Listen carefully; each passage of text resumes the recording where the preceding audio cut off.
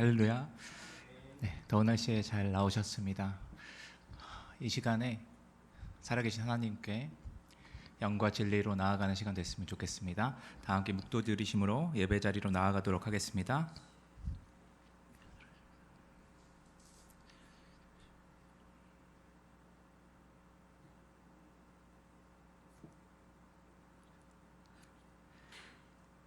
사도신경 들으심으로 주님께 신앙 고백하도록 하겠습니다.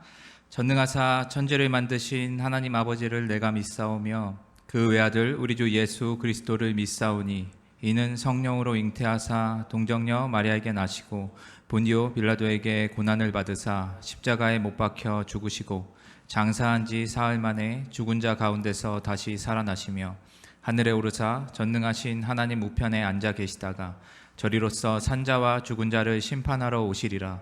성령을 믿사오며 거룩한 공회와 성도가 서로 교통하는 것과 죄를 사하여 주시는 것과 몸이 다시 사는 것과 영원히 사는 것을 믿사옵나이다. 아멘.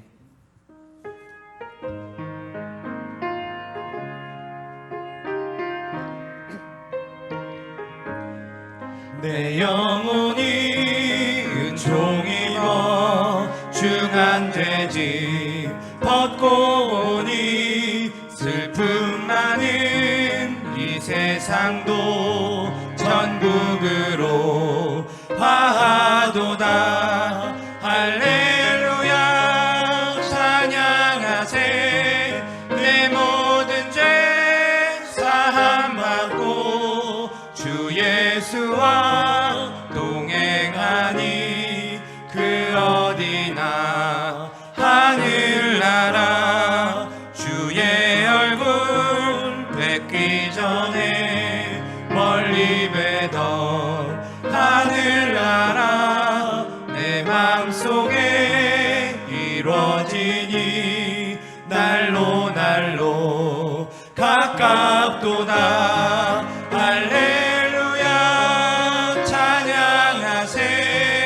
내 모든 죄 사함받고 주 예수와 동행하니 그 어디나 하늘나라 높은 산이 거친 들이 조막이나 궁궐이나 내 주 예수 모신 곳이 그 어디나 하늘나라. 할렐루야 찬양하세. 내 모든 죄 사함받고 주 예수와 동행하니 그 어디나 하늘나라. 아멘.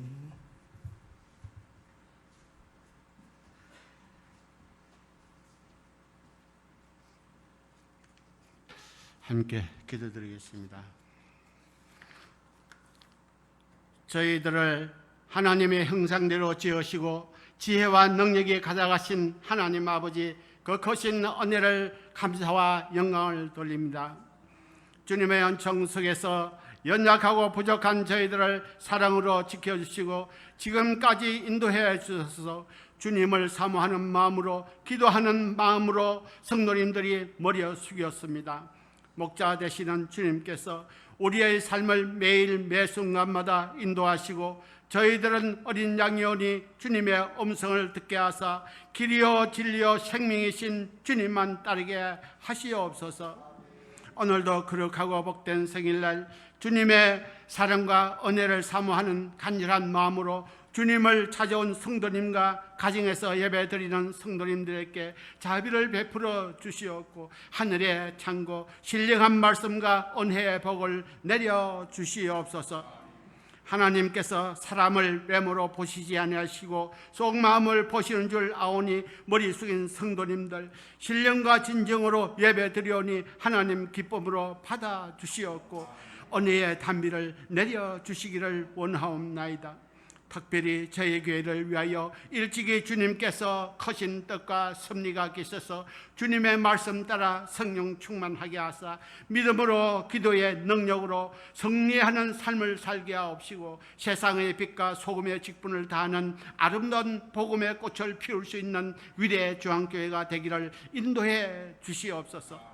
주님께서 우리의 교회에 임하셔서 성령의 뜨거운 역사를 늘 살아 움직이며 생명이 넘치는 우리 교회가 되기를 원하옵나이다. 이 나라 이 민족을 사랑하시는 하나님 아버지, 70년 전 6.25 전쟁을 인하여 슬픔으로 나약한 성도님들, 병들고 힘없는 형제 자매님들과 신종 코로나19의 상한 심령, 갈급하고 굶주린 심령들에게 하나님의 무한하신 사랑으로 강하고 담대한 믿음 주시옵고 마음의 문을 열어 기쁨과 위로함과 구원의 소망을 주시옵소서. 우리 교회를 사랑하시는 하나님, 생명의 말씀을 전하실 목사님께 성령 충만함을 주셔서 주님의 능력으로 말씀을 정확게 하옵시고 듣는 저희들에게는 마음의 밭이 준비되어 말씀의 씨앗이 떨어질 때 100배의 열매가 맺혀지기를 원하옵나이다. 예배를 돕는 성도님들, 머리 숙인 성도님들과 가정에서 예배드리는 성도님들에게 하나님의 사랑과 은혜의 복을 내려 주시옵소서. 거룩하신 예수님 이름으로 기도드리옵나이다. 아멘.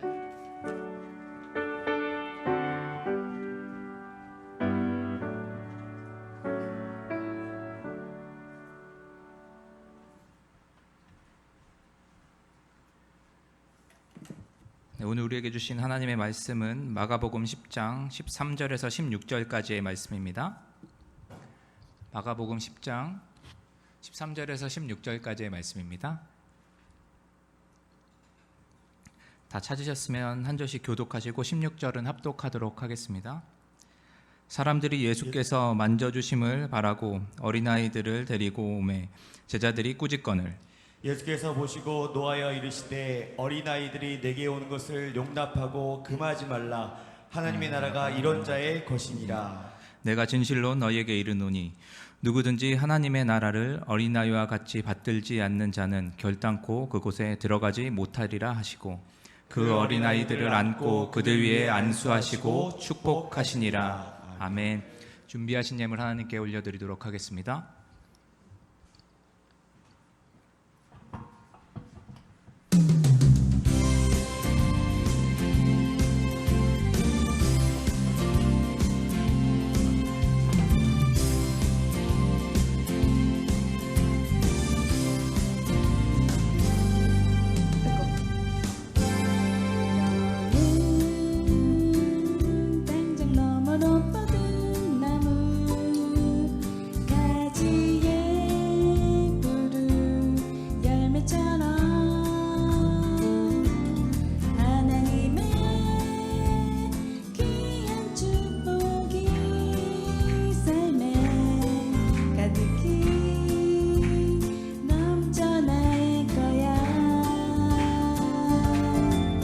너는 어떤 시련이 와도 능히 이겨낼 강한 발이 있어.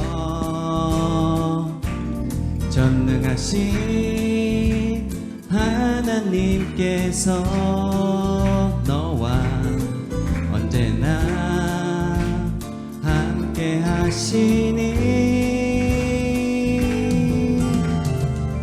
너는 하나님의 사랑, 아름다운 하나님의 사랑. 난 너 위해 기도하며 내 길을 축복할 거야. 너는 하나님의 선물, 사랑스러운 하나님의 열매. 주의 품에 꽃 피운 나무가 되어줘.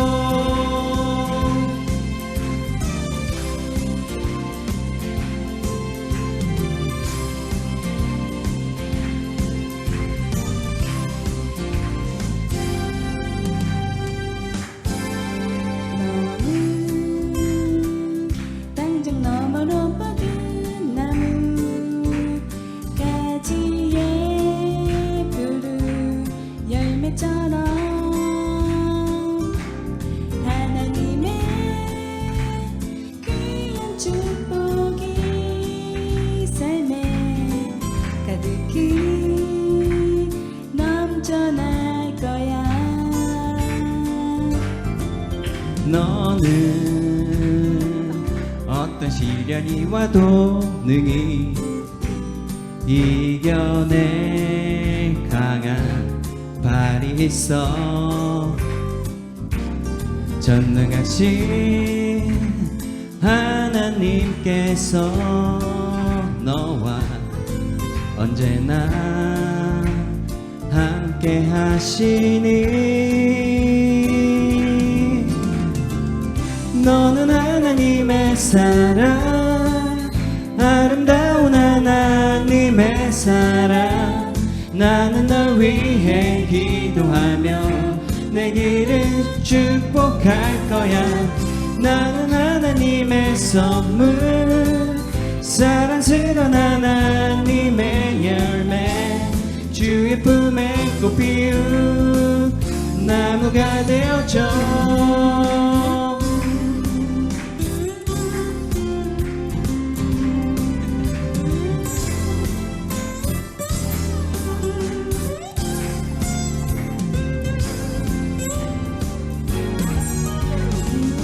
너는 하나님의 사랑, 아름다운 하나님의 사랑. 나는 널 위해 기도하며 내 길을 축복할 거야.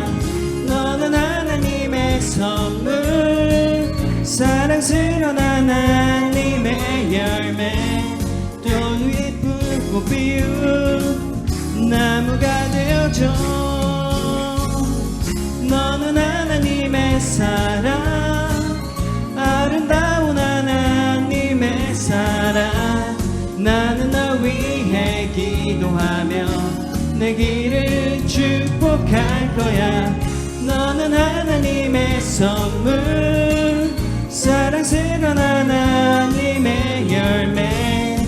너의 품에 꽃 피운 나무가 되어줘.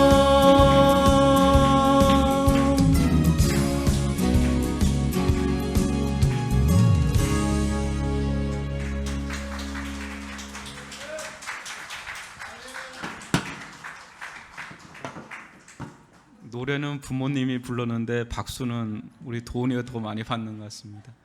참 특별한 무대죠. 우리 첫 무대입니다. 생애 첫 우리 도훈이 무대인데 다시 한번 박수로 우리 맞이할까요? 기도 드리겠습니다. 사랑의 하나님 아버지, 주님께서 한 주간도 또 우리들의 삶을 붙들어 주시고 지켜주시며 매 순간순간 인도하심을 감사를 드립니다. 여러 가지 어려운 상황 속에서도 주님의 돌보심과 인도하심과 공급하심 있으므로 날마다 감사요 범사에 감사요 늘 감사함으로 나아가기를 원하나이다.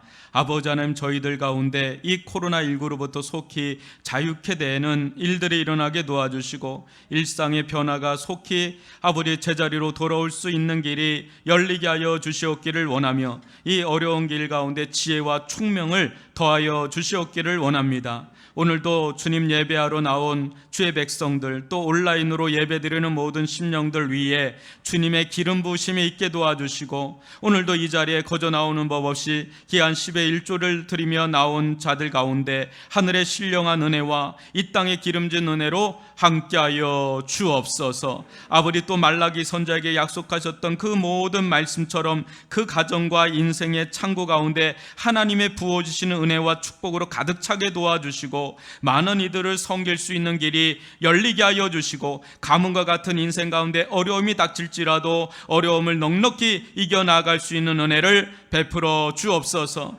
또 감사의 예물을 드리는 손길 가운데에는 감사가 배가가 되는 일들이 일어나게 도와주시고 환난과 고난 가운데서도 하나님의 선하심을 볼 수 있는 눈을, 믿음의 눈을 허락하여 주시옵기를 원합니다. 날마다 감사요 범사에 감사가 되는 일들 일어나게 하여 주옵소서. 또 이모저모 드리는 손길을 통하여 하나님의 나라와 의가 세워지게 도와주시며 아버지 주님의 몸된 교회가 든든히 세워질 뿐 아니라 구제와 성교에 힘쓰는 그런 복된 교회가 되어지기를 원합니다. 아버지 하나님, 저희들 가운데 함께하여 주옵소서. 드리고자 하나 드리지 못하는 심령들을 위로하여 주시옵기를 원하며 안위하여 주시옵기를 원합니다. 마음껏 드리고도 남는 일들 일어나게 하여 주옵소서. 아버지 하나님, 오늘 아버지 이 시간 가운데 성령으로 충만하게 하여 주시고 말씀으로 안위하여 주옵소서. 예수님의 이름으로 기도합니다. 아멘.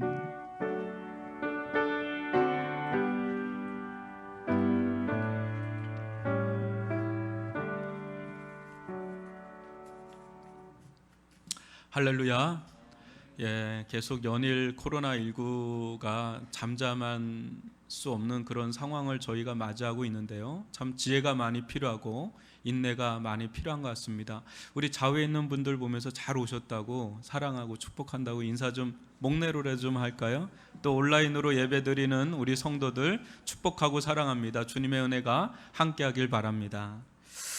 강구를 먼저 알려드리겠습니다. 4번을 보시면 합심기도회가 이렇게 있는데요. 저희가 실은 주일날 합심기도 중보기도를 해왔는데 코로나로 인해서 저희들이 잠시 중단하고 있는 상황에 있습니다. 그런데 한 몇 개월 지나면서 실은 기도할 거리들이 참 많아지고 있습니다. 각 가정도 그렇고 교회도 그렇고. 그래서 원래 해오고 있었는데 조금 공식적으로 화요일날 새벽 기도를 마치고 오전 7시에 나오실 수 있는 분들은 좀 나오셔서 같이 기도를 하는데요. 정말 합심기도는 은혜가 있어요. 그리고 응답받는 것도 있고요. 그리고 기도 제목이 좀 있으신 분들은 주저하지 마시고 기도 제목 주시면 저희들이 같이 기도하면서 이 어려운 시기를 같이 헤쳐나가도록 하겠습니다. 5번을 보시면 다음 주 주일날 맥주 감사 주일을 드리는데요. 특별히 여러분 감사거리가 목사님 없어요. 너무 힘듭니다. 이런 수 있는데 실은 우리가 이렇게 숨 쉬고 있는 것만 해도 감사한 것이고 먹고 입을 것만 있어도 족하다고 할 정도로 실은 우리 가운데 감사한 것들 또 찾아보면 많습니다. 지금 한 6월 달을 지났죠. 6개월을 지나면서 때 아닌 감사거리를 좀 찾아보면 하나님께 올려드릴 감사의 기도 제목이 있지 않겠나, 영적인 부분들이 더 많지 않겠나라는 생각을 해보면서 한 주간 준비해 주시면 좋을 것 같고요.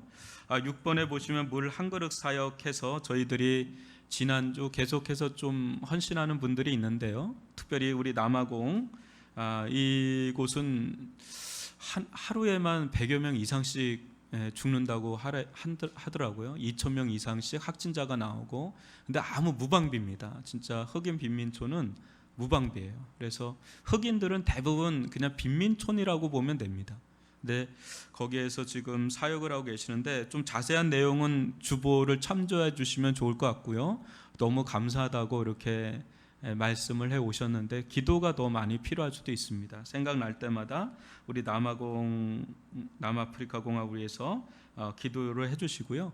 저희들이 어렵지만은 계속해서 선교에 대해서 좀 열고 좀 후원하고 기도하는 사역을 해야 되겠다. 물 한 그릇, 커피 한 잔만 우리가 좀 줄여도 된다, 이런 생각을 해봅니다. 위해서 기도해 주시기를 바랍니다. 제가 기도하고 말씀 보도록 하겠습니다. 사랑의 하나님 아버지, 감사를 드립니다. 하나님, 어려운 속에서도 하나님의 선하신 빛을 보기를 원하오니 저희들의 눈을 여셔서 하나님의 일하심과 행하심을 보게 도와주시고 또 세상을 보게 하여 주시고 우리가 어떤 길을 가며 어떤 길을 추구해야 될지를 날마다 깨우쳐 주시옵기를 원합니다. 예수가 보이는 교회, 예수를 따르는 교회, 예수로 충만한 교회가 되기를 원하며 그런 성도가 되기를 원하며 복음과 하나님의 나라를 경험하는 제자들의 공동체가 되어져 나아갈 수 있도록 인도하여 주옵소서. 하나님, 이곳 가운데서 예배드리는 이들, 또 온라인으로 예배드리는 모든 이들 가운데 성령의 기름 부으심이 있게 하여 주옵소서. 예수님의 이름으로 기도합니다. 아멘. 오늘은 하나님 나라에 들어가는 자라는 제목으로 함께 말씀을 나누도록 하겠습니다. 부제는 세상은 성숙한 어른처럼 하나님은 어린아이처럼 받들자. 이게 오늘 전체 주제라고도 할 수가 있겠습니다. 여러분, 우리는 살아가면 갈수록 어떻습니까? 내가 갈 수 있고 또 내가 살 수 있고, 뭔가 이제 사는 거를 말합니다. 살 수 있고 또 누릴 수 있는 것이 있고 또 그렇지 못하는 것이 있다는 것을 차츰차츰 깨닫습니다. 어느덧 이제 자신의 분량의 분수를 알게 되죠. 나는 여기까지구나. 그럴 때가 있습니다. 그러면서 세상에서 자기 위치, 자기 자리를 잡지요. 대부분 사람들은 순응주의 그룹에 속하기 때문에 세상은 뭐 별 탈 없이, 큰 탈 없이 유지됩니다. 지금도 우리는 코로나가 왔지만 자기 아마 자리를 유지하면서 아마 사실 거예요. 근데 반면 소수의 사람들은 순응하지 못합니다. 부적응자라 할 만큼 무엇인가 불만족스럽고 무엇인가 강렬한 문제의식을 가지고 일종의 혁명을 깨합니다. 우리는 보통 이들을 변혁자, 어떤 성부자, 빌 게이츠나 스티븐 잡스 이런 사람들, 또 거창하게는 혁명가라 부르기도 합니다. 이들을 통해 세상은 때때로 아주 급격한 변화를 맞이하곤 합니다. 그러나 중요한 것은 세상은 또다시 시간이 지나면 또 내가 갈 수 있고 살 수 있고 또 누릴 수 있는 것으로 나뉘어진다는 거죠. 몇 년 전 인도의 캘커타와 델리를 다녀온 적이 있습니다. 온 세상은 인공지능이다, 4차 산업혁명이 도래했다 막 할 때 인도에 가서 가장 많이 들었던 그 실제적인 이야기는 이 브라만, 크샤트리아, 바이샤, 수드라, 불가조 총민으로 나뉘어지는 이 카스트 제도였습니다. 저는 지금은 없는 줄 알았는데 굉장히 강합니다. 실제 사업을 해서요, 굉장한 부호가 된 사람이 호텔에 들어가서 자신의 신분증을 내미는 순간 카운터 직원이 그 신분증을 그냥 내던집니다. 왜 그런가 봤더니 카운터 직원이 가난해요. 그런데 불암한 계통이야. 근데 그 아래 단계에 있는 사람이 그 호텔에 왔을 때 불암한 계급에 있는 이 사람은 그 신분증을 던지면서 나가라고 충분히 할 수 있는 사회가 인도 사회예요. 그래서 한간에 자기 몸무게에 해당하는 금을 지불해야만 불암한 계통이나 한 단계 윗단계로 올라갈 수 있다라는 말이 아주 공공연히 해자될 정도의 그런 이야기입니다. 실질적인 이야기예요. 어디 인도뿐이겠습니까? 이런 부분들이. 공산주의 국가는 어때요? 절대로 자기 계급 이상으로 올라간다는 거 쉽지 않아요. 또 이슬람 국가도 마찬가지고요. 심지어 자유민주주의요, 또 자본주의의 대표인 이 미국마저 흑인 사망 사건으로 알 수 있듯이 갈 수 있고 또 살 수 있고 누릴 수 있는 것이 차별화되어 있지 않습니까? 우리나라도 매 한 가지죠. 한마디로 이 세상은 봉준호 감독이 기생충이란 영화에서 그리듯이 층차가 있어요. 이거는 어쩔 수 없는 게 있어요. 자기에게 열릴 수 있는 공간이 있고 열릴 수 없는 공간의 영역이 있어요. 우리는 보통 이를 두고 같은 하늘 아래 다른 세상에서 산다라는 말을 하곤 합니다. 얼마 전 PD수첩에서 판사는 간대하다라는 프로그램을 우연찮게 봤는데 성폭력에 대한 우리나라 현실을 고발하는 내용인데요. 보는 내내 답답함이 밀려왔습니다.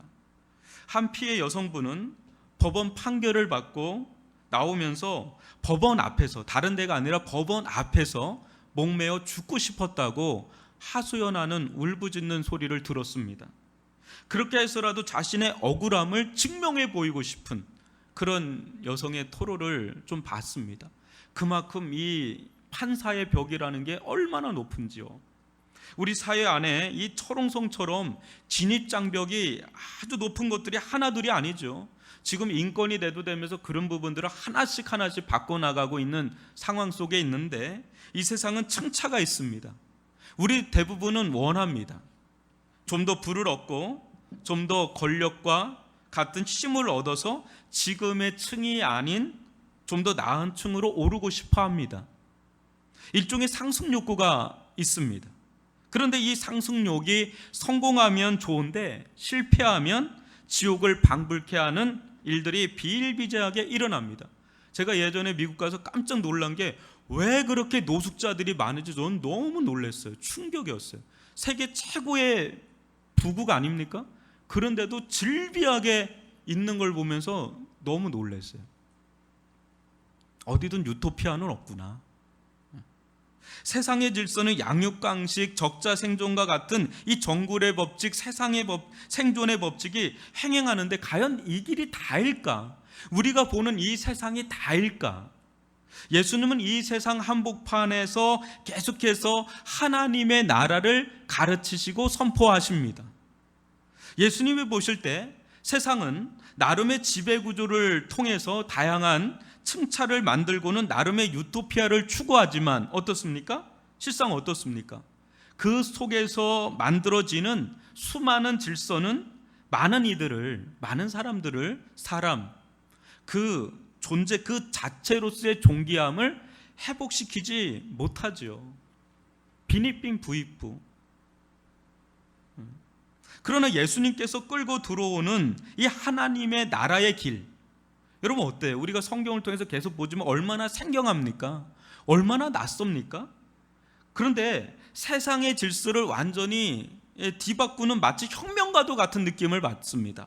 과연 이런 일이 가능할까? 예수님께서 계속해서 주시는 메시지를 들어보면 과연 이런 일이 가능할까 싶지만 십자가에서 이루어낸 이 혁명은 우리들 안에 존재하는 다양한 차별적 층차를 완전히 뒤엎어 버리면서 어때요? 동시에 기존과는 전혀 다른 질서의 세계로 우리를 이끌어 드립니다. 오늘 말씀도 그런 맥락에서 나오는데요. 이 혁명과도 같은 이 사건은 인류 역사상 가장 위대한 그런 사건이었고 가장 강력한 사건이 아닌가라는 생각을 해봅니다.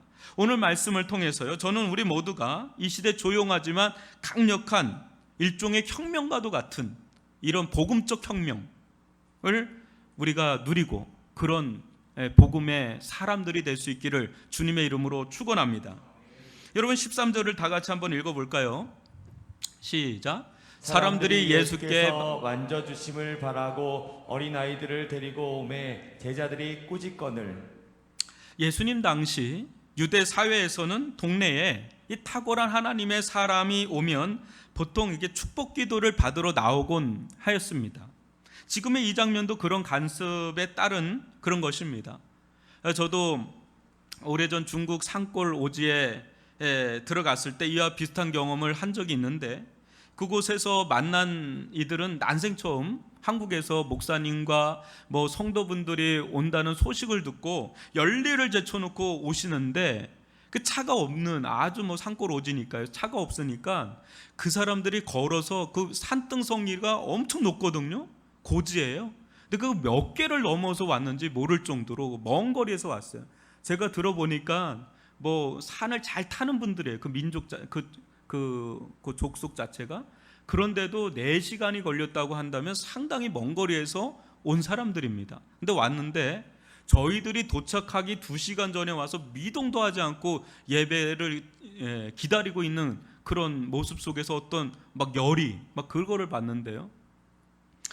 그 사람들은 치아가 빠져도 어디서 할 수가 없는 사람들이에요. 그러니까 간절한 마음으로 왔는데요. 그때 주님께서 얼마나 역사를 하시든지요. 어제 나하고 그때의 나는 완전히 다른 내가 돼버린 거예요. 입에서 불이 쏟아지는 것 같은 느낌을 받을 정도로 말씀을 준비한 게 없어요. 이렇게 따로 이렇게 준비해서 간 게 아니라 선교사님이 그냥 하래요. 그냥 하면 된대요. 근데 나오더라고. 계속 속에서 나오는데 입에서 불이 나가는 것 같아요. 근데 거기서 성령께서 기름 붓듯 은혜를 주시는데요. 하늘의 은사를 받고 은혜를 받고 회개가 터지고 치유가 일어나고 덩실덩실 같이 말이 통합니까? 문화가 통합니까? 또 언제 봤다고? 근데 덩실덩실 같이 춤을 추면서 천국이 따로 없어요. 그런 경험을 해봤어요. 아마 지금 예수님께 나오는 사람들도 이런 기대 속에 예수님께 이렇게 나온 게 아닌가 싶어요. 아이들을 데리고 예수님 왔다니까 그 아이들 데리고 예수님께 가서 이렇게 안수도 받고 축복도 받으려고 이렇게 나온 것 같은데, 이런 문제가 있어요. 뭐지요? 뭐가 문제죠? 이 제자들이 문제예요. 어찌된 영문인지 제자들이 이들을 막 꾸짖기를 시작하는데요. 이 꾸짖다라는 말이 그냥 단순히 꾸짖는 게 아니라, 여러분, 이 꾸짖다라는 말은 예수님께서 귀신을 꾸짖어 쫓아냈대 그때 쓰던 말입니다. 그리고 또 예수님께서 풍랑이는 바다를 볼 때 막 꾸짖지 않습니까? 또 베드로가 사단의 짓을 할 때 베드로를 막 꾸짖을 때 그때 쓰던 말을 제자들이 쓰고 있는 거예요. 무슨 말입니까? 굉장히 충격적인 장면 아닙니까? 이들은 예수님을 반대하는 이들이 아니라 막 그 마음을 가지고 예수님께 막 나온, 예수님이 좋아서 막 나온 사람들인데, 이 제자들이 막 마귀를 대하듯 귀신을 대하듯 막 꾸짖고 그렇게 원수를 대하듯 대적하고 막 이렇게 했을 때 얼마나 모멸감을 느끼고 또 얼마나 상처를 받았겠어요. 안 그래요? 특히 여기서 데리고 오매라는 말이 매우 중요한데요, 이 말은 미완료 시제예요. 계속해서 데리고 오려고 하는 거예요, 예수님께. 근데 이 시제가 능동적 미완료 시제예요. 그러니까 적극적으로 막 예수님께 아이들을, 자기 어린 아이들을 막 데리고 가려고 막 애를 쓰는데, 반면에 뭐예요? 제자들은 계속해서 미완료 시제예요. 계속해서 이 사람들 막 막고 있는, 오지 못하게 막 막고 있는 그런 충돌하는 그런 장면을 지금 오늘 읽은 13절에서 보여주는 겁니다. 단순하게 한 줄 써 있지만 충분히 이렇게 상상할 수 있는 장면이에요. 오늘날 우리로서는 좀처럼 이해되지 않는 그런 대목이죠.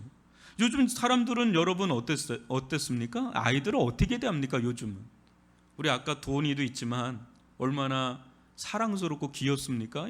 그런데 여러분, 한 가정에 요즘에는 아이도 참 귀하지 않습니까? 그죠? 한 가정에 아기가 태어나면 온통 신경이 다 어디로 쏠려요? 그 아이에게 쏠려요. 아이는 태어나는 순간에, 어느 순간에 또 다른 왕 같은 존재예요. 그래서 애가 태어나면 애를 중심으로 딱 흘러가잖아요. 그 엄마도 애 보고, 아빠도 애 보고, 뭐 할머니도 와도 애 보고, 할아버지가 와도 애를 중심으로 딱 와서 애가 어느 순간에 막 뒷짐질 때도 있잖아요. 여러분 좀 웃어주세요. 이렇게 좀 놀립니다, 제가. 심지어 우리는 이런 말을 할 때도 있죠. 저 집안은 아이가 우상이야, 우상. 막 하면서 애가 뭐라 하면 꼼짝을 못해 할 정도로 끔찍이도 아끼고 사랑하지요. 그런데 지금과는 다르게 이 당시 아이, 특히 이 갓 태어난 아기부터 13살 성년식을 치르기 전까지 아이들의 존재감이란 전혀 없었어요. 거의 없었어요. 오늘날하고 좀 달라요. 왜 그러냐면 농경사회지 않습니까? 또 전쟁을 자주 치르던 상황이기에 전적으로 성인 남자에게 의존됐던 그런 사회였습니다. 그러다 보니까 아이는 그야말로 보잘것없는 그런 존재의 대명사였어요. 그러니 이런 어린 아이들이 예수님께 다가올 때 제자들은 아마도 예수님의 시간을 축낸다, 예수님의 귀한 시간을 축낸다, 그래서 막아선 건 아닌가 싶어요. 한마디로 애들은 가라, 왜 여기 어른 일에 애들이 자꾸 끼어들어, 막 이런 느낌을 가지는 게 아닌가 싶어요. 근데 이 대치 상황을 보시던 예수님께서 잘했다, 그렇잖아요, 애들 오면 내가 참 곤욕스러운데 잘 커터해줬다, 이런 게 아니라 예수님이 어떻게 대하셨는지 14, 15절을 저와 여러분이 한 절씩 교독해 보겠습니다. 예수께서 보시고 노하시어 이르시되 어린아이들이 내게 오는 것을 용납하고 금하지 말라. 하나님의 나라가 이런 자의 것이니라. 내가 진실로 너에게 이르노니 누구든지 하나님의 나라를 어린아이와 같이 받들지 않는 자는 결단코 그곳에 들어가지 못하리라 하시고. 어때요? 예수님께서 이 장면에서 굉장히 노하시는 장면이 나오는데 그냥 노한 게 아니라요. 이 노하시오는 헬라어 아가나 크테인이라고 나오는데 이 단어는 성경에서 여기만 나옵니다. 근데 이 언어가 분노에 대한 게이지가 이게 좀 달라요. 이렇게 그 분노에 대한 언어가 좀 있는데 그 중에 최상위로 극대로 아주 분노했을 때 쓰는 단어입니다. 근데 예수님께서 이렇게 분노했다는 장면들이 여러 장면이 있거든요. 그런데 가장 극노했던 그런 유일한 장면이 이 장면이에요. 우리가 볼 때는 이게 뭐 그렇게 심각한 장면인가, 그렇게 이제 극도로, 예수님은 분노하시지 않는 것 같잖아요. 그런데도 극도로 분노할 정도의 상황인가 싶죠.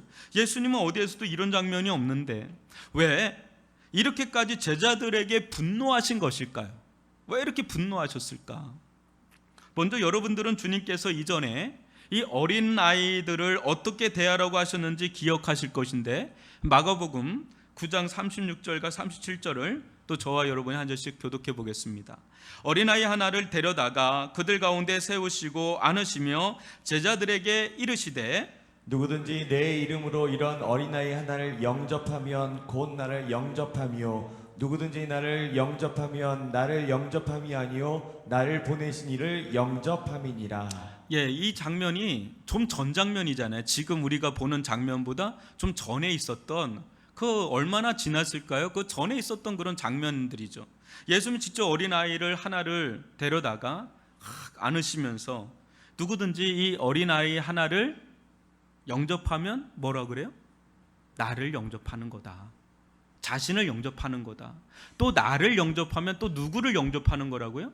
나를 보내신 아버지 하나님, 하나님을 영접하는 것이다 하면서 아예 시청각 교육까지 다 시켜주면서 누가 큰 자냐고 한다 그럴 때 이런 어린아이 하나라도 영접하고 품을 수 있는 사람이 천국에선 큰 자라고 하면서 시청각 교육까지 하면서 분명히 가르쳐 주셨잖아요.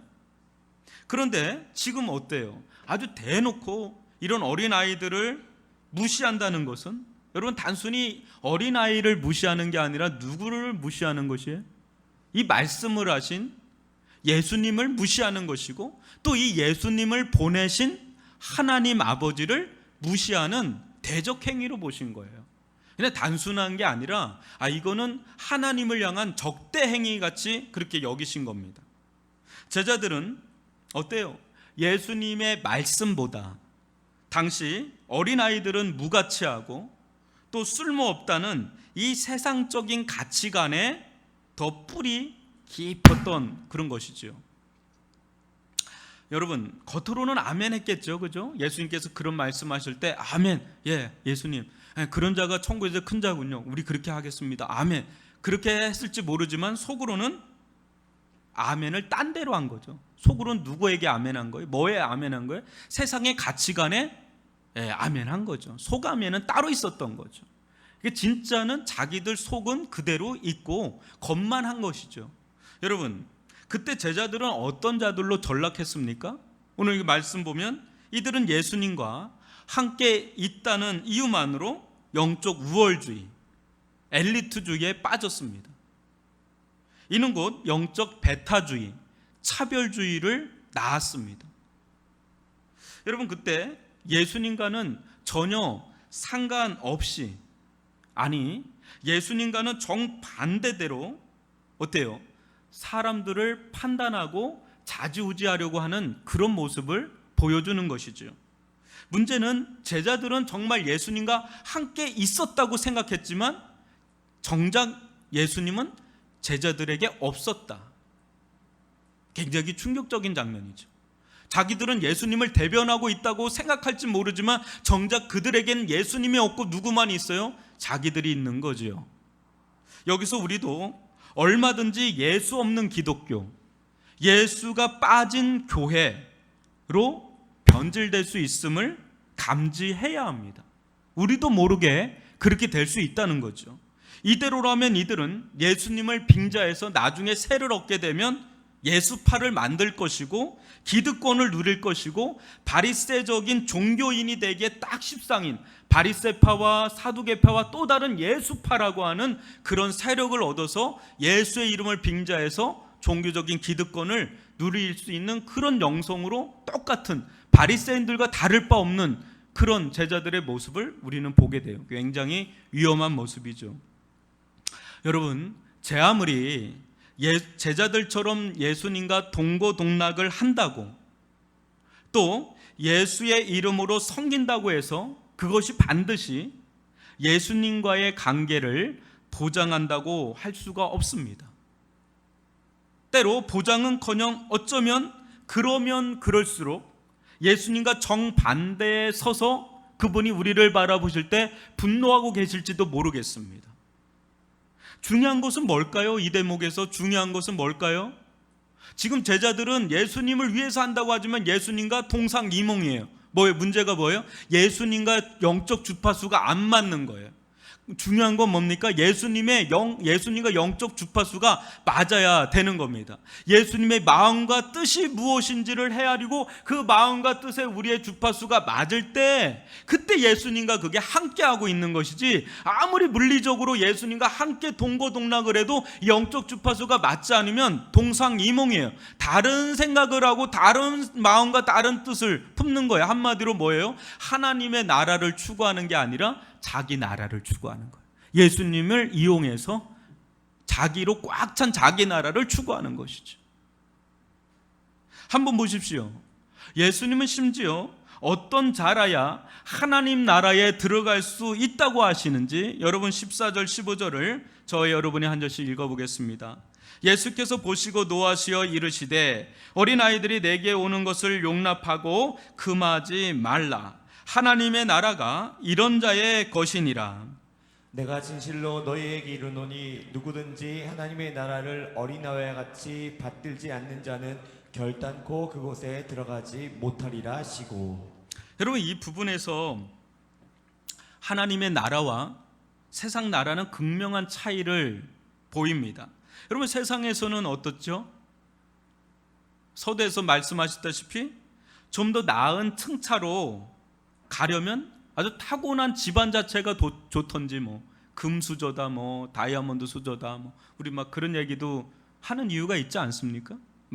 그 타고난 집안 자체가 좋든지, 아니면 능력이 많든지요, 아니면 스펙이 화려하든지요, 아니면 돈이 많든지요, 아니면 성공했든지 권력이 크든지 해야 우리는 상류 사회로, 또 높은 사회로, 높은 층으로 진입할 수가 있는 거죠. 계속해서 더 높은 그쪽으로 가면 너무 안전하고 너무 좋지요. 그런 길로 갈 수 있는 여지가 생기는 겁니다. 세상이 이렇다 보니 소위 잘 나가는 사람과는 함께 하려고 하죠. 그래 줄을 서기도 하고요. 때론 줄을 서서 같이 친하게 지내려고도 하고 애를 쓰지요. 근데 여기서 차별의 영성이 이제 시작되지요. 반면에 이 본문에 나오는 어린아이로 대변되는 이 보잘것없는 사람들, 또 쓸모없어 보이는 사람들, 힘없는 사람들, 가진 것 없어 보이는 사람들, 또 한마디로 존재감 제로인 사람들, 그런 사람들은 상위층은 꿈도 꾸지 못하지요. 여러분, 타이타닉에서 제일 많이 산 층이 어느 층인지는 아시겠죠?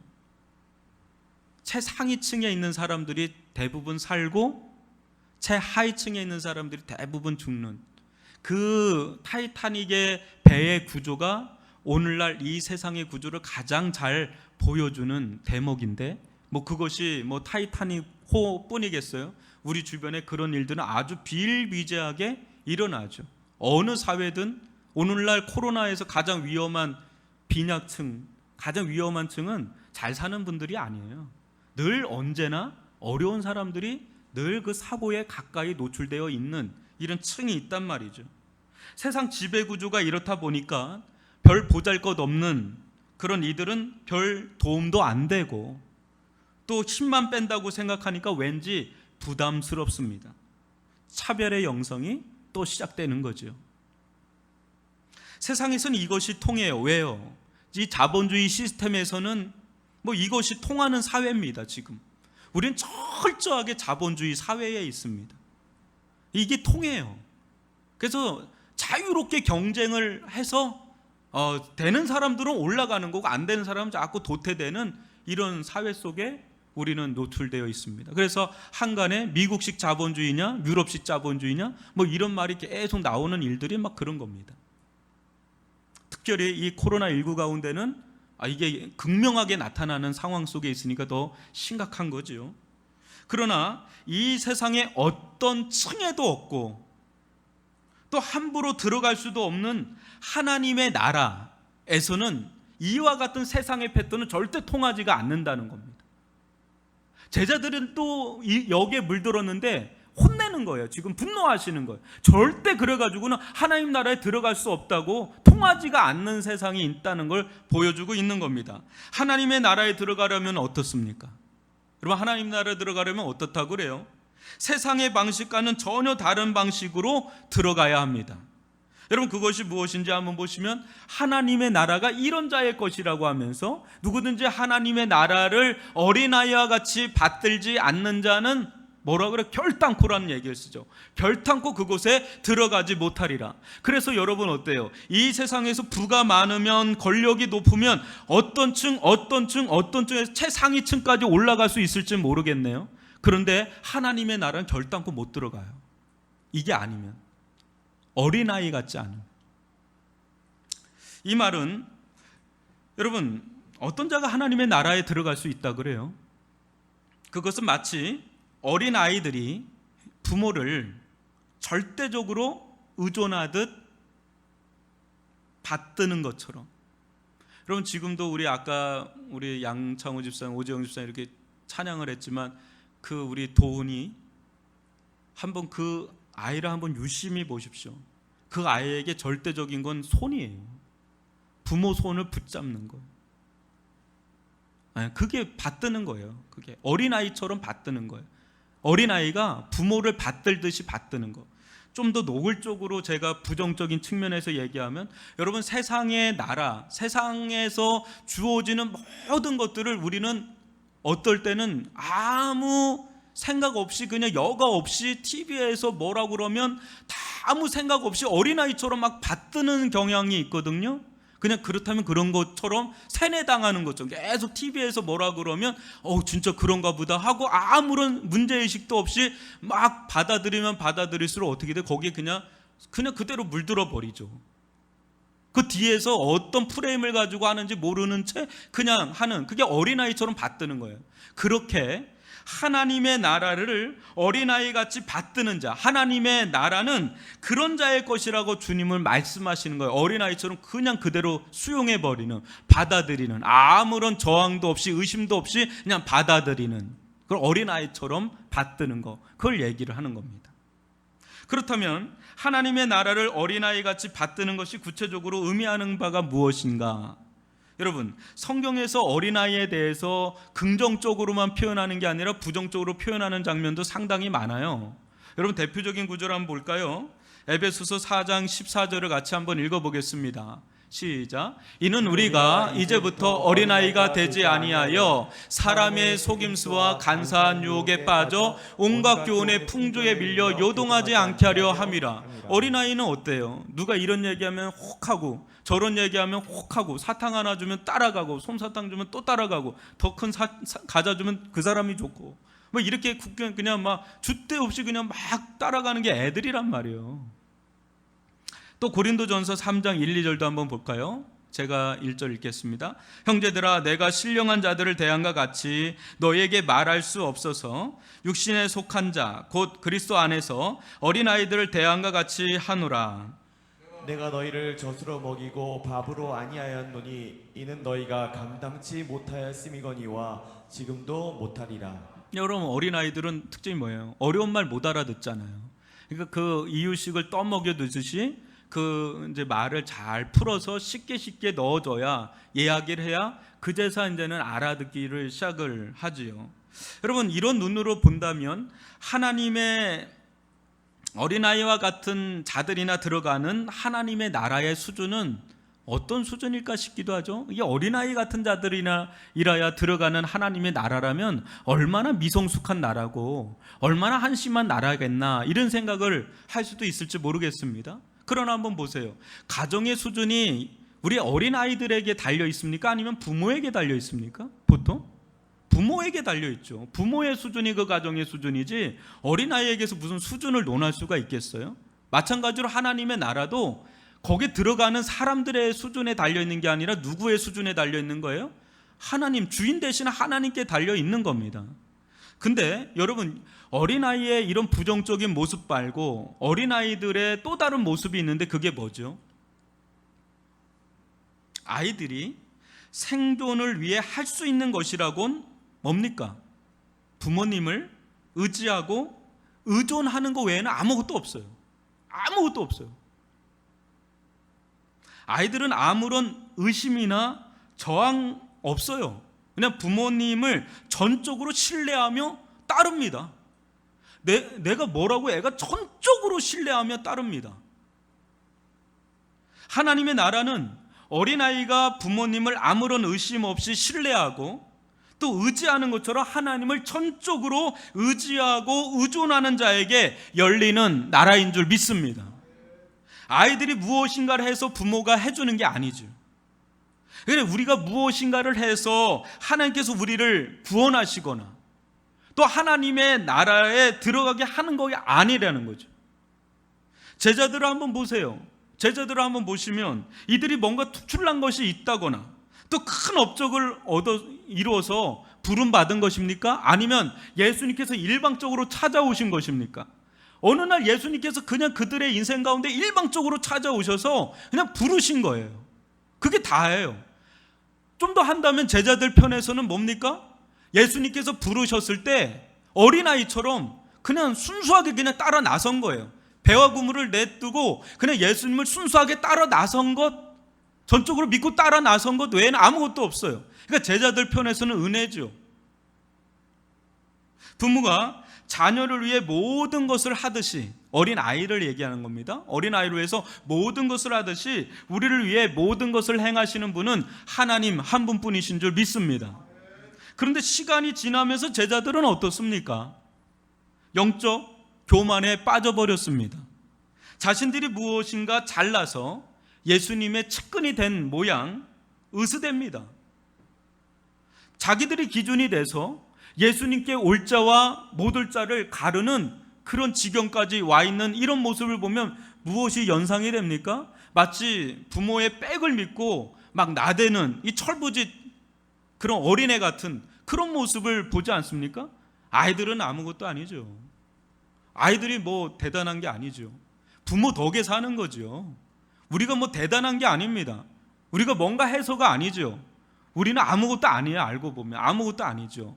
그냥 예수님 덕에, 하나님 덕에 살 뿐입니다. 하나님 나라에 들어간 자는 당시 이 어린아이들처럼요, 한결같이 자신이 얼마나 아무것도 아닌지를 처절하게 깨달은 자입니다. 아무것도 아닐 뿐 아니라 오히려 영적인 파산자라는 거죠. 뭐예요? 이 세상에서 가장 소망 없는 죄인 중에 개수를 찾으라면 나입니다라고 하는 인식을 가진 자, 그 자들이라는 거죠. 정말 이를 깨닫고 나면 자신을 의지할 만한 것이 일도 없다는 것을 알게 됩니다. 하나님 나라에 들어갈 만한 꼬투리가 나에게는 하나도 없다라는 걸 알게 되지요. 나는 그냥 죄인일 뿐이야, 아무것도 아닌 영혼의 파산자라는 것을 인정하지 않을 수 없는, 정말 아무것도 할 수 없는 그런 자라는 것을, 그래서 마치 세리처럼 고백을 하게 됩니다.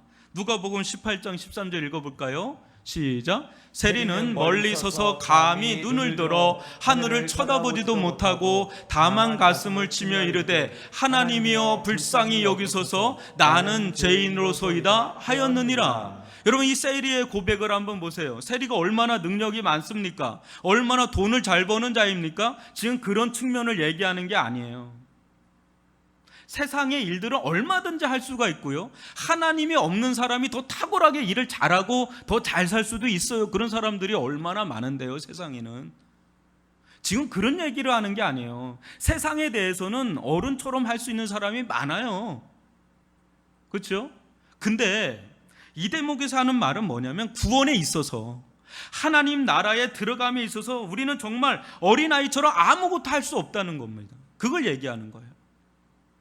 절대적인 하나님의 은혜가 아니면 영생을 얻을 수가 없어요. 우리에게 1조 1000조가 있다고 하더라도 하나님 나라를 살 수가 있나요? 하나님 나라에 들어갈 수 있나요? 달나라는 갈 수 있을지 몰라도 하나님 나라에는 들어갈 수가 없어요. 그렇게 해서 들어갈 수 있는 나라가 아니에요. 그러면 그 나라도 차등이 있는 나라가 돼버리죠. 하나님 나라는 그런 나라가 아닙니다. 우리는 어린아이에게서 하나를 배워야겠습니다. 애기들한테 배워야 될 것도 있는 거예요. 아기들한테. 뭐죠? 자신의 생과 사가 부모의 손에 달려 있음을 알듯 아무런 의심이나 저항 없이 전적으로 부모의 손을 의지하여 따르는 것처럼 뭐예요? 우리는 그렇게 하나님을 전적으로 받들어야 한다는 것, 이것 하나를 배워야 합니다. 아이의 생존권이 거기에 있는 것처럼 우리의 영적 생존권도 그 아이와 같은 모습 속에서 발견할 수가 있다는 겁니다. 아멘이십니까? 사랑하는 성도 여러분, 신앙은 세월이 가면 갈수록 어린아이처럼 되어가는 겁니다. 무슨 말입니까? 처음에도 어린아이처럼 하나님만을 전적으로 의지하며 구원받았다면 시간이 흐르면 흐를수록 어때요? 더 하나님을 의지하는 자로 자라야 신앙생활을 제대로 하고 있는 겁니다. 그 사람은 제대로 지금 신앙의 길을 가고 있는 것이다 보면 진배 없습니다. 그러나 처음에는 전적으로 하나님을 의지하고 예수님의 십자가 은혜를 붙잡고 성령을 의지했지만 시간이 지나면서 자꾸 자기 힘, 자기 공로, 자기 의, 자기 성공, 자기 자리, 점점 더 하나님이 아닌 다른 것들을 집착하고 의지하는 자들은 처음에는 은혜로 시작했다가 점점 육체로 마치는 그런 자로 전락하는 거죠. 여러분, 제가 얘기했죠. 처음에 세상에 대해서는 성숙한 어른처럼, 그래 과연 왜 저렇게 하는지를 좀 질문을 던지고 저걸 따라가야 되나 말아야 되나 사리 분별을 하고 영적인 분별력을 가지고 따라가는 게 마땅하고, 하나님에 대해서는, 하나님의 말씀에 대해서는 어린아이처럼 아무런 의심 없이 아멘, 하나님의 말씀이 옳습니다, 아멘, 제가 그 말씀대로 따라가겠습니다, 그 말씀을 전적으로 신뢰하며 의지하며 의존하며 나가겠습니다, 어린아이처럼 그것이 생명의 길입니다, 이렇게 나아가는 자, 그 자가 지혜로운 자입니다. 성경의 인물 중 최고의 영성을 보여준 이 다윗은 어떻습니까?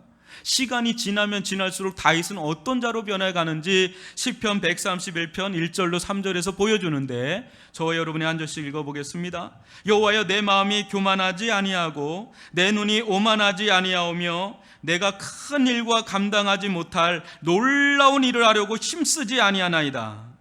실로 내가 내 영혼으로 고요하고 평온하게 하기를 젖된 아기가 그의 어머니 품에 있음 같게 하였나니 내 영혼이 젖된 아이와 같도다. 이스라엘아, 지금부터 영원까지 여호와를 바랄지어다. 아멘. 여러분, 지금 이 다윗의 이 결단, 이 고백, 이 사람이 바보 천치입니까? 이 사람은 왕입니다. 모든 걸 다 할 수도 있는 왕 중의 왕이었고, 이때 이스라엘은 가장 역량이 컸던 때입니다. 아수르와 이집트가 완전히 잠자고 있을 그런 때입니다. 충분히 대제국을 건설할 만한 야망을 품을 만한 사람입니다. 그리고 그런 여력도 있었고 환경도 충분히 되었습니다. 근데 거기에 힘쓰질 않아요. 거기에 힘쓰지 않고 다른 데 힘쓴다는 거예요. 2절로 들어가는 거예요. 그런 것에 힘쓰지 않고 그는 시간이 지나면 지날수록 뭐라 그래요? 2절에서 보면 젖된 아이처럼 하나님의 품에 파고 들어가서 영혼의 풍족한 은혜를 갈구하는. 왜요? 왜 그랬을까요? 바보 천칠해서 그랬을까요? 뭔가 있겠죠, 그죠? 뭐가 있으니까 그런 거 아니겠어요? 그 엄청난 역량을 가지고 있는 사람이 왜 그랬을까요? 자신의 생명이 거기에 있지 않다는 걸 아는 거예요. 하나님의 품에 있음을 그는 알았어요. 어떤 것처럼? 어린아기는 생존권이 어디 달려 있는지 아시죠? 입에 달려 있어요. 그걸 구강기라고 그러잖아요. 구강기 때 어린아이가 빨아먹는 힘 자체가 30대 장정이 빠는 힘에 준한다고 그래요. 왜요? 여기에 생존이 다 달려 있기 때문에. 아이들이 낭만적으로 빠는 게 아니에요. 헐떡헐떡하면서 자기 생산을 다투면서 빨아먹는 거예요, 지금. 다윗은 그런 심정으로 에너지를 쏟고 있는 거예요. 뭐에? 하나님의 젖을 붙잡고 거기에서 자기의 영혼의 생명의 젖줄이 거기 있는 거예요. 생명의 젖이 거기 있는 거예요. 영생의 젖이 거기 있는 거예요. 은혜의 젖이 거기 있는 거예요. 거기에 자기 온 에너지를 다 쏟는 겁니다. 근데 그러면 그럴수록 다윗은 부강했어요. 그게 지혜입니다. 하나님의 은혜를 받는 게 지혜입니다. 하나님의 생명 안에 거하는 게 지혜인 줄 믿습니다. 그 바람이 어느 정도로 확장되어 있는지 3절에 보면 어느 정도로 그게 확대되어 있는지 한번 보십니까? 저는 이 대목을 보면 깜짝 놀라요. 다윗의 그 원함이 어느 정도까지 확장되어 있어요? 영원까지 여호와를 바라라. 그게 다윗의 영혼의 사이즈예요. 그럴 정도로 어린아이가 부모의 젖을 막 끌어당기는 것처럼 그는 영원까지 그런 마음을 갖고 하나님의 은혜를 받기 전엔 자기는 만족이 안 되는 거예요. 세상 그 어떤 거에서도 만족이 안 되는 거예요. 세상 그 어디에서도 영혼의 생명을 가져다 줄 수가 없는 거예요. 그걸 알기에 그는 모든 걸 내려놨다기보다 그걸 더 주목하면서 끌어당기는 걸 보게 되는 거죠. 점점 어린아이처럼 돼가는 걸 보는 장면이죠. 사랑하는 성도들은 믿음이 무엇입니까? 믿음 뭘까요? 우리는 믿음이 큰 자, 믿음이 좋은 자는 아무런 일도, 아무런 고난도, 아무런 어려움도 없는 자라고 생각을 잘 합니다. 그리고 그러기를 바라고요. 또 아무런 일도, 하나님 아무런 일도 없게 해주십시오. 아무런 환난도, 아무런 어려움도 없게 해주십시오. 근데 그 속에는 뭐가 도사리고 있는지 아세요? 그 속에는 하나님 없이도 잘 살 수 있게 해주세요. 기도하지 않아도 살 만큼 해주세요. 저 기도 비상기도로 할 만큼 위기가 들어오지 않게 해주세요. 하나님 없이도 잘 살 수 있는 사람이 되게 해주세요라는 아주 불신앙적인 요소가 녹아 있는 거예요. 믿음이란 무엇입니까? 신앙이 좋다는 건 뭘까요? 하나님의 나라에 들어간다는 무엇입니까? 또 하나님의 나라를 경험하며 산다는 건 뭘까요? 그것은 어린아이가 하루도 잠시도 부모 없이는 살 수 없듯이 하루도 잠시도 하나님 없이는 도저히 살 수 없는 자로 되어가는 것, 그것이 신앙이 좋은 자고 하나님의 나라에 들어간 자고 하나님 나라를 누리는 자인 줄 믿습니다. 여러분, 도훈이라 아까 생각해 볼까요? 이 아이가 부모 없이 살겠다고 독립선언을 한 순간 그 아이의 길은 어떻게 될까요? 장성하지 않잖아요. 지금 자기 앞도 잘 가누지 못하잖아요. 심각한 거예요. 심각한 거라니까요. 우리가 하나님 나라에 들어간다는 건 마치 그와 같다는 거예요. 어린아이처럼 받든다는 건 그와 같은 거예요. 점점 어린아이처럼 돼가는 거예요. 세상에 대해서는 근데 장성한 어른처럼 해야 되지만 신앙 안에서는 점점 어린아이처럼, 어린아이들 한순간도 부모님 떨어질 수 없는 것처럼 그렇게 변해가는 거. 어린아이들은 옹알이하죠. 뭐 보채지요, 울죠. 그 뭐예요? 다 사인이잖아요. 엄마 나 도와달라고 하는 그 말을 잘 못하잖아요. 그러니까 그 도와달라는 사인이에요. 제스처고요. 우리가 유려한 기도는 할 수가 없어요. 아주 미사여구를 하면서 아주 웅장한 기도는 못할지어도 뭐는 할 수 있어요? 보채듯이 기도하고 옹알이하듯이 기도하고. 근데 매 순간 기도 없이는 살 수 없는 자로 되어가는 거, 그게 어린아이처럼 하나님 나라를 받드는 거예요. 하나님이 없어도 살만합니다. 기도가 없어도 살만합니다. 이게 어린아이처럼 받드는 게 아니라요, 한순간도 매순간도 하나님의 은혜 없이는, 하나님의 도우심 없이는, 십자가의 은혜 없이는 나는 살 수 없습니다. 저를 도와주십시오. 그런 마음으로 사는 것, 그게 어린아이처럼 하나님 나라를 받드는 것인 줄 믿습니다. 여러분, 하나님의 나라는 이 세상 어떤 층과도 비교할 수 없는 영광의 나라요, 충만의 나라인 줄 믿습니다. 근데 이 나라는 성과 위주의 나라가 아니에요. 차별 있는 나라가 아니에요. 누구에게나 다 열려있는 나라입니다. 여러분들이 어떤 성공을 하고 여러분들이 어떤 계급에 올라가고 어떤 층에 올라가는 그 사람들만 선별해서 이 나라로 착출해 당하는 게 아니라 어느 누구에게나 누구든지, 예수님 그래도 누구든지 다 열려있는 그런 나라입니다. 근데 어떤 사람이요? 세상의 방식의 길을 따라가는 것이 아니라 어린아이처럼 하나님을, 하나님의 나라를, 하나님의 말씀을 아무런 의심 없이, 아무런 저항 없이 전적으로 신뢰하며 의지하며 의존하는. 근데 이게 거꾸로 되면 이제는 이상해지는 거예요. 하나님에 대해서는, 하나님의 말씀에 대해서는 완고한 어른처럼 다 그걸 재고 판단하고 판별하고, 아 이건 아니, 이렇게 하고 세상에 대해서는 하면서 그냥 아이들처럼 돼가지고 그냥 따라가는 정반대의 길을 가는 게 아니라, 세상에 대해서는 영적인 분별력을 활용하는 장성한 어른이 되고, 하나님의 나라에 대해서는, 하나님의 말씀에 대해서는, 하나님에 대해서는 정말 저렇게 순진무구할 수 있나? 어떻게 저렇게 갈수록 어린애처럼 저렇게 하나님을 그대로 그냥 받아들이고 아멘 아멘 하고 아멘 아멘 하고 어떻게 저럴 수 있을까 하는 그런 성도들이 될 수 있기를 주님의 이름으로 축원합니다. 교회 또한 세상에 대해서는 장성한 어른처럼 서야 되겠지만, 하나님에 대해서는 그냥 말씀이 그러면 그냥 뭐 다 알지는 못해요. 그러나 하나님의 말씀이니까 그대로 믿고 순종하며 따라가는 교회, 그 교회가 하나님의 나라를 누리는 교회가 될 줄 믿습니다. 그런 은혜가 우리들 가운데 주어질 수 있도록 주여 우리들 가운데 은혜를 베풀어 주옵소서라는 마음으로 나갈 수 있기를 바랍니다. 기도하겠습니다. 사랑의 하나님 아버지, 하나님의 나라에 들어가는 자, 그 자는 세상의 가치관과 세상의 방식을 따르는 자들이 아니요, 어린아이의 생명이 부모에게 있듯이 어린아이가 부모님을 받들듯이 하나님과 하나님의 나라를 어린아이처럼 받드는 자, 아무런 의심도 아무런 저항도 없이 전적으로 신뢰하고 전적으로 의지하며 나아가는 어린아이처럼 하나님의 나라를 받드는 자, 그 자에게 하나님의 나라가 활짝 열리는 줄 믿습니다. 우리들 가운데 매 순간순간 하나님이 아니고선 살 수가 없다는 마음을 주시되, 다윗과 같이 영원토록 하나님만을 간절히 바라는, 절대적으로 바라는 그런 영성을 허락하여 주옵소서. 예수님의 이름으로 기도합니다. 아멘.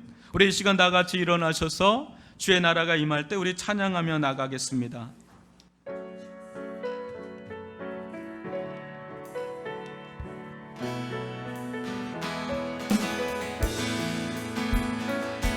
주의 나라가 임할 때 하나님 임재하실 때 예배가 회복되며 기적은 일어나네. 전능하신 주 영원하신 능력의 통치자, 자유가 선포되며 주 백성 돌아오네. 하나님 나라 임하소서. 영광과 존귀 능력과 위엄 놀라운 사랑의 기적의 하나님 지금 이곳에 오소서. 주 높고 위대하신 주 높고 위대하심을 크게 외쳐 선포하네. 만왕의 왕 주 하나님 지금 다시 한번 찬양합니다. 주의 나라 임하소서. 하나님 나라 임하소서. 영광과 존귀와 능력, 영광과 존귀 능력과 위 놀라운 사랑의 기적의 하나 지금 이곳에 오소서. 사랑하는 성도 여러분, 우리 이 시간 기도하기로 합니다.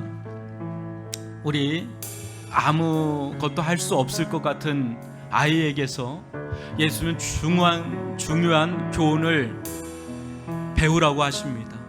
하나님의 나라는 누가 들어갈 수 있는가? 하나님의 나라를 누가 받을 수 있는가? 마치 어린아이처럼, 어린아이가 부모님에게 행하듯이, 다가서듯이 정말 아무런 저항도 의심도 없이 전적으로 나의 생명이, 나의 생존이 하나님께 있음을 전적으로 의지하고 전적으로 의존하는 것. 그럼 부모가 다 해주잖아요. 다 해주잖아요. 마치 그와 같이 하나님에 대해서는 조금도 의심하지 말고, 하나님 아버지를 마치 우리 아이가 부모를 전혀 의심하지 않고 순전하게 따르는 것처럼 하나님을, 하나님의 나라를, 하나님의 말씀을 그렇게 받드는 자, 하나님 다 행하신다는 것. 우리의 죄를 용서하시고 우리를 하나님 나라로 이끌어 드시고 우리에게 영생을 주신다는 것. 이 단순한 진리를 우리 어린아이에게서, 우리 자녀들에게서 한번 배웠으면 좋겠습니다. 하나님, 시간이 가면 갈수록 하나님이 없이는 살 수가 없습니다. 기도가 없이는 살 수가 없습니다. 하나님 말씀을 전적으로 순종하며 나가겠습니다. 전적으로 신뢰하며 나가겠습니다. 은혜를 베풀어 달라고 주여 한번 부르면서 기도합시다. 주여, 아버지 하나님, 아버지 하나님, 너희들 가운데에 세상에 대해서는 장성한 어른처럼, 다 큰 어른처럼 영적인 분별력을 가지고 나아가게, 하나님의 나라에 대해서는, 하나님에 대해서는, 하나님의 말씀에 대해서는 아버지 순전한 어린아이와 같이 아버지 전적으로 신뢰하며 의지하며 의존하며 나아가기를 원합니다. 아버지 하나님, 왕자여 주옵소서. 아버지 하나님, 여겨 주옵소서. 아버지 인도하여 주시옵기를 원합니다. 날마다 아버지 하나님 의지하며 나아갑니다. 우리의 생명이 우리에게 하나님의 나라가 오직 하나님께 있음을 압니다. 하나님 아버지, 하나님 아버지, 너희들 가운데 하나님을 전적으로 신뢰하며 나아가는 은혜를 아버지 베풀어 주시옵기를 원합니다. 어디 날이 가면 갈수록, 세월이 지나면 지날수록 하나님 없이는 못 삽니다. 하나님 없이는 못 삽니다. 하나님의 은혜 없이는 못 삽니다. 하나님의 품을 떠나선 살 수가 없습니다. 꾸준하게 나아가는 우리 어린아이와 같은 자들이 되어서 나갈 수 있도록 아버지 시간이 지나면 그런 은혜를 누릴 수 있게 하여 주옵소서. 오직 우리의 모든 것은 하나님께 있나이다. 우리의 모든 것이 오직 하나님 손에 있는 줄 아오니 주여 엄연히 여겨주시옵소서. 아버지 하나님, 전적으로 주의 손을 붙잡고 나가기를 원합니다. 아니, 주님께서 우리의 손을 붙잡아 주시어서 인도하여 주옵소서.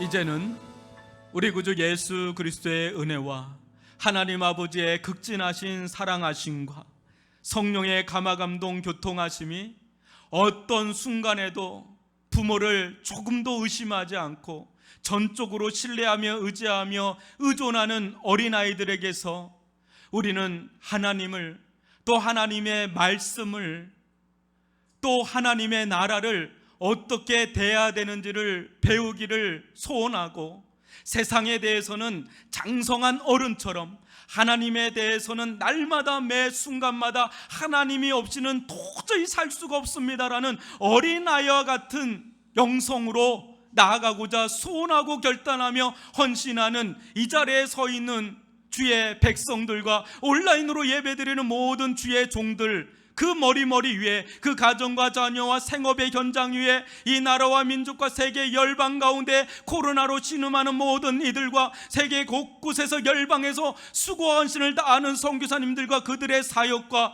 또 오늘날도 보이지 않는 수많은 곳에서 머리 숙여 하나님을 경배하며 어린아이처럼 따르는 모든 무성도들 그 머리 위에 이제로부터 영원토록 함께 있을지어다. 아멘.